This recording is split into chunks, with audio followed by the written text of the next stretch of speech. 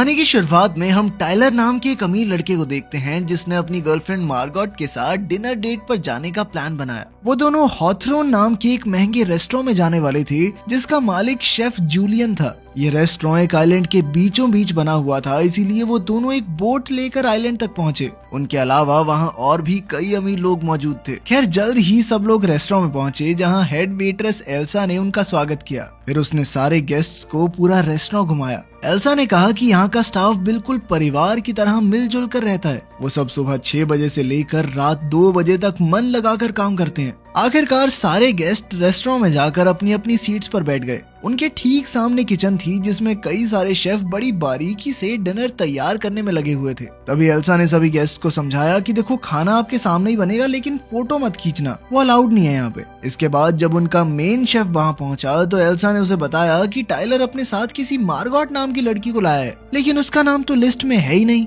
तब ये पता चलता है कि टाइलर ने करीब 1 साल पहले इस रेस्टोरेंट में सीट बुक की थी, पर उस वक्त उसकी गर्लफ्रेंड कोई और थी। इसका मतलब ये था कि मार्गॉट का यहाँ होना नहीं बनता। ये देखकर जूलियन थोड़ा नाखुश तो हुआ, लेकिन उसने इस बात को नजरअंदाज कर दिया। इसके बाद डिनर की शुरुआत हुई जिसमें पहली डिश को सबके सामने पेश किया गया। जैसे ही वो सब खाने लगे तो टाइलर ने चुपके से एक फोटो ले ली। हर कोई खाने की तारीफ कर रहा था, पर मार्गॉट को इतना कोई पसंद नहीं आया। इसके बाद स्टाफ ने दूसरी डिश को पेश किया और शेफ ने खुद बाहर आकर सारे गेस्ट का स्वागत किया। उसने सबसे कहा कि वो खाना सिर्फ स्वाद के लिए नहीं, बल्कि ध्यान से उसकी बारीकियों को देखते हुए मजे लेकर खाएं। फिर उसने सबको अपनी डिश और उसके पीछे की कहानी के बारे में बताया। मार्गॉट को उसकी बातें कुछ खास नहीं लगी, मगर टाइलर की तो आंखें ही भर आई। इसके बाद उसने फिर से शेफ की नजरों से बचकर खाने की एक और तस्वीर ले ली। फिर टाइलर कहने लगा कि भाई मुझे तो जगह बहुत बढ़िया लगी, मगर मार्गॉट ने कहा कि हाँ ठीक है, इतना भी कुछ खास नहीं है। खैर बाद में शेफ ने सबको अगली डिश दी जिसमें सिर्फ अलग अलग तरह की 5 सॉसेस थी, लेकिन उसके साथ उसने ब्रेड नहीं दी, क्योंकि उसका मानना था कि ब्रेड तो साले गरीब खाते हैं। ये सुनकर बिजनेसमैन ने कहा कि ये कैसी बचकानी बात हुई, और उसने एल्सा से ब्रेड लाने को कहा। जब एल्सा ने ब्रेड लाने से मना कर दिया तो वो तीनों बिजनेसमैन कहने लगे कि वो इस रेस्टोरेंट को बंद करवा देंगे, लेकिन एल्सा ने फिर से इनकार करते हुए कहा कि उन्हें वही खाना पड़ेगा जो उन्हें परोसा जा रहा है। मार्गॉट को इस बार तो खाना इतना वाहियात लगा कि उसने खाने से ही मना कर दिया। फिर कुछ देर बाद शेफ ने अपनी अगली डिश पेश की जिसका नाम था मेमोरी। फिर उसने सबको उस दिन की कहानी सुनाई जब उसका बाप घर पर शराब पीकर आया और उसकी माँ को पीटने लगा। जल्द ही वो टेलीफोन की तार से उसकी माँ का गला घोंटने लगा, मगर तभी ऐन वक्त पर जूलियन ने अपने पिता के पेट में कैंची घोंप कर उसे मार डाला। ये सुनकर सारे गेस्ट थोड़े घबरा गए, पर उन्होंने सोचा कि शेफ ने अपनी डिश को और खास बनाने के लिए झूठी कहानी बनाई होगी। फिर जल्द ही उनके सामने पका हुआ मांस और टाकोस पेश किए गए। हैरानी की बात तो ये थी कि हर एक टाको पर एक तस्वीर बनी हुई थी, जिसे देखकर गेस्ट्स को अपनी जिंदगी की कोई घटना याद आएगी। हम देखते हैं कि फूड क्रिटिक के टाको में उन रेस्टोरेंट्स की तस्वीरें थी जिनके रिव्यू उसने लिखे थे। वहीं मूवी एक्टर के टाको में उसकी सबसे घटिया फिल्म की तस्वीर थी। इधर तीनों बिजनेसमैन के टाकोज में उनके गैर कानूनी बैंक अकाउंट्स की डिटेल्स थी। उन्होंने तुरंत एल्सा को बुलाकर पूछा कि आखिर रेस्टोरेंट को इन डिटेल्स के बारे में कैसे पता चला। उन्होंने रेस्टोरेंट को बंद करवाने की धमकी भी दी, मगर एल्सा ने कुछ भी बताने से साफ इनकार कर दिया। उधर एन के टाकोज में रिचर्ड और एक जवान लड़की की तस्वीर थी। उसने रिचर्ड से पूछा कि ये सब क्या है, पर रिचर्ड ने कहा कि उसे इसके बारे में कुछ नहीं पता। वहीं टाइलर के खाने में वो चुपके से रेस्टोरेंट के खाने की तस्वीरें लेता हुआ दिख रहा था। ये देखकर वो काफी घबरा गया और उसने सोचा कि उसे शेफ से माफी मांगनी चाहिए, लेकिन मार्गॉट ने कहा कि वो कुछ ज्यादा ही सोच रहा है। तभी वो उठकर वॉशरूम चली गई। तभी शेफ उसके पीछे वॉशरूम में आ गया और उससे पूछा कि आखिर वो कौन है। मार्गॉट ने उसे अपना नाम बताया, पर फिर शेफ कहने लगा कि उसे आज यहाँ नहीं आना चाहिए था। खैर बाद में जब मार्गॉट अपनी सीट पर गई तो शेफ अपने स्टूडेंट जेरेमी को सबके सामने लाया। शेफ ने बताया कि उसी ने अगली डिश को तैयार किया है,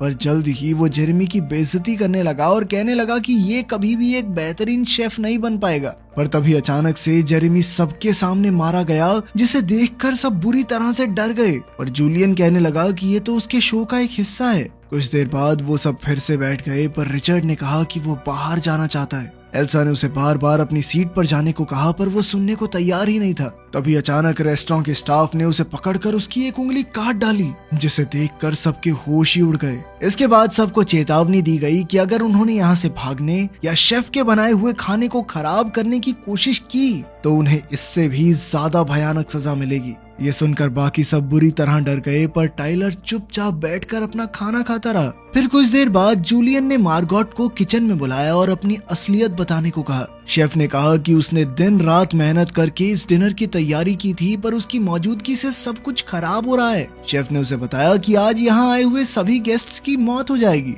फिर उसने मार्गोट को 15 मिनट का टाइम देकर कहा कि तुम चूज कर लो कि मरना है या जिंदा रहना है। ये सुनकर वो बुरी तरह डर गई और रोते हुए अपने टेबल पर लौट आई। फिर अगली डिश से पहले शेफ ने कहा कि अगर किसी के मन में कोई सवाल आ रहा हो तो वो पूछ सकता है। तब एक आदमी ने पूछा कि आखिर वो ये सब क्यों कर रहा है। तब शेफ ने कहा कि वो इस रेस्टोरेंट को चलाते चलाते थक चुका है, उसे खाना बनाने में अब उतना मजा नहीं आता और इसका जिम्मेदार यहाँ मौजूद हर एक गेस्ट है। फिर उसने बताया कि फूड क्रिटिक को यहाँ इसलिए बुलाया गया क्योंकि उसके गंदे रिव्यूज की वजह से कई रेस्टोरेंट्स बंद हो गए और उसका एडिटर हर एक चीज में उसका साथ देता है। वहीं रिचर्ड और एन इस रेस्टोरेंट में अक्सर खाना खाने आते हैं, पर उन्होंने कभी भी खाने की तारीफ नहीं की। शेफ ने कहा कि उन्हें तो यहाँ की किसी डिश का नाम तक नहीं याद होगा। खैर, फिर उसने सबको अपने एंजल इन्वेस्टर के बारे में बताया जिसने इस रेस्टोरेंट में पैसे लगाए थे। तब ये खुलासा होता है कि जूलियन ने उसे बाहर पानी के ऊपर लटका रखा था क्योंकि वो मुनाफे के लिए बहुत लालची होता जा रहा था और उसने जानबूझकर रेस्टोरेंट के मेन्यू को कई बार बदलने की कोशिश की।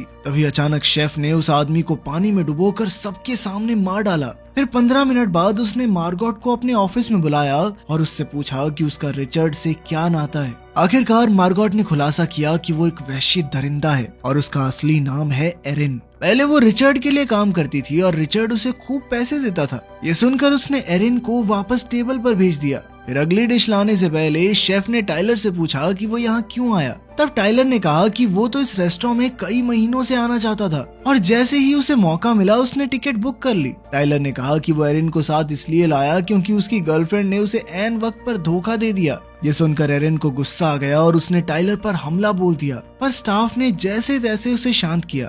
बाद में शेफ ने एरिन को अपने ऑफिस में बुलाकर डेजर्ट तैयार करने में उसकी मदद मांगी। उसने एरिन को स्टोर से एक डिब्बा लाने को कहा और वो चुपचाप चली गई। इधर मूवी स्टार ने कहा कि उसने ऐसा कौन सा गुनाह किया है कि उसे ये सजा दी जा रही है, जिस पर शेफ ने जवाब दिया कि तेरी एक फिल्म बहुत बेकार थी, पूरा मूड खराब हो गया मेरा देख के। उधर एरिन स्टोर जाने की बजाय शेफ के घर में घुस गई जहाँ एक बंद दरवाजा था। उसने अंदर जाने की कोशिश की, पर तभी एल्सा ने चाकू से उस पर हमला कर दिया और दोनों में हाथापाई शुरू हो गई। अचानक एरिन ने अनजाने में एल्सा को जान से मार डाला। वो काफी घबरा गई, पर फिर वो एल्सा की चाबी लेकर शेफ के कमरे में घुस गई। वहाँ उसे शेफ की बहुत सारी तस्वीरें और अखबार के आर्टिकल्स दिखाई दिए। हर तस्वीर में वो गुस्से में था, पर उसकी सबसे पुरानी तस्वीर में वो हंस रहा था। ये तब की बात है जब वो एक बर्गर की दुकान में काम करता था। वहाँ उसे एम्प्लॉय ऑफ द मंथ का अवार्ड मिला था, जिसे पाकर वो बेहद खुश था। तभी एरिन को एक रेडियो दिखा और उसने तुरंत कोस्ट गार्ड से संपर्क करके इस रेस्टोरेंट के काले सच के बारे में बता दिया।